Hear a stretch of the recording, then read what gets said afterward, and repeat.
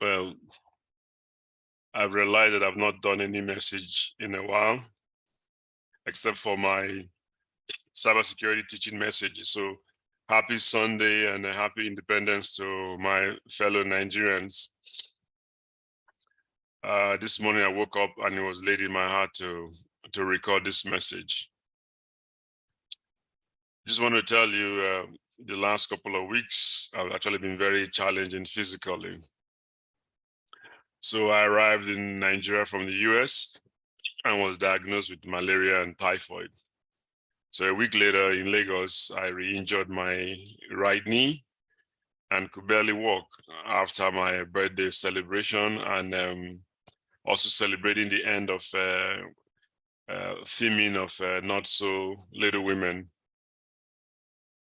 So I joked with my wife that some people would say, they don't throw poison for them.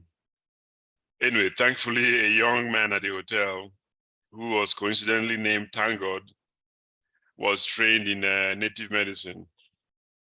And yes, I believe in our traditional medicine, especially since my great-grandfather was a herbalist, not a juju priest. Our traditional healing are not demonic or contrary to Christianity.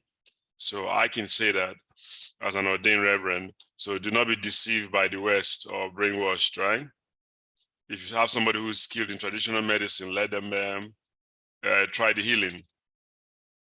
So fast forward a few weeks later, my wife and I arrived in Dubai, and I developed some excruciating pain on both sides of my neck. So initially I thought it was stress because I was up until 5 a.m. teaching one of my cybersecurity classes. You know, I still attended my trainings and made my proposal and taught my classes with smiles and a positive attitude. It will shock you. Most people are not actually interested in your problems. I even helped a few people that reached out, but could not help others.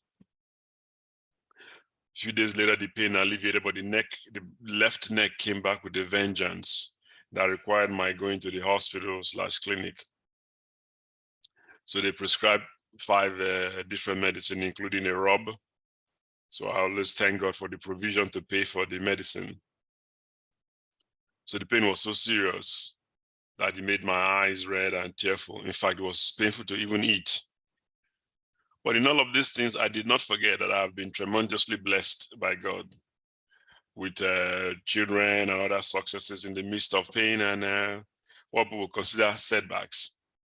But let me share with you one of the amazing blessings that I've had from God in the last couple of years, and I'm grateful for, is my wife, Chidiogo, aka Ifi. So I'm blessed with a wife that it looks like she feels the pain more than me, and sometimes I don't want her to really see me suffering.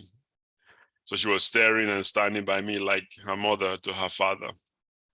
So I sat on the floor and I still watched some TV. I just sent silent prayers, although truthfully, they were more like a complaint to God, such as, why me? But at the end of the day, it was really more like, I beg you, help me or heal me. Very simple prayers, which are sometimes the kind of prayer that God honors or answers, at least from my experience. So I had this peace that he's a covenant-keeping God and the one with the healing balm of Gilead. So at night, I switched off my phone and I went to sleep after, again, taking the medication, because God is also the one that gave the doctors and the pharmacists the wisdom. I woke up in the middle of the night with an unbelievable amount of pain. I couldn't even turn around in the bed. Miraculously, when I woke up, my pain had disappeared. I had my coffee and my cereal, with this confidence in me that our God never fails. So because I personally believe that he has so much for me to do, and most of it I don't even know what it is. So the summary of my message to you today is that don't waste your time thinking, oh, did somebody put poison on my path? Are my enemies jealous or trying to harm me? Don't give so much power to your enemies or so much wasted time, I call it. Just keep a clean heart, continue to do good, bless people as much as you can, work hard, fear God.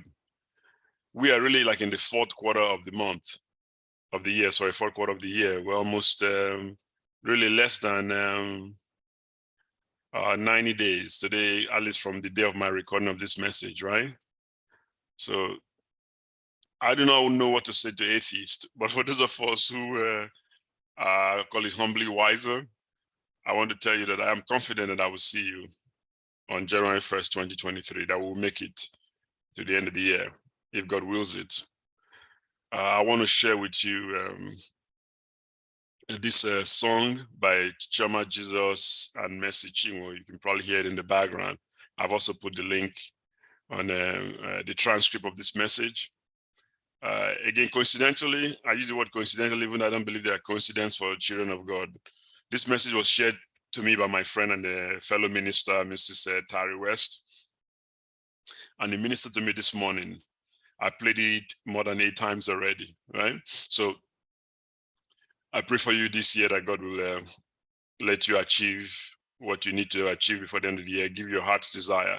It is never too late for God. He can do anything, anyway, anytime, and anyhow he wants it through anybody. Amen. So my prayer is for you to go and do great exploits. Hold on and be positively victorious in Jesus' name.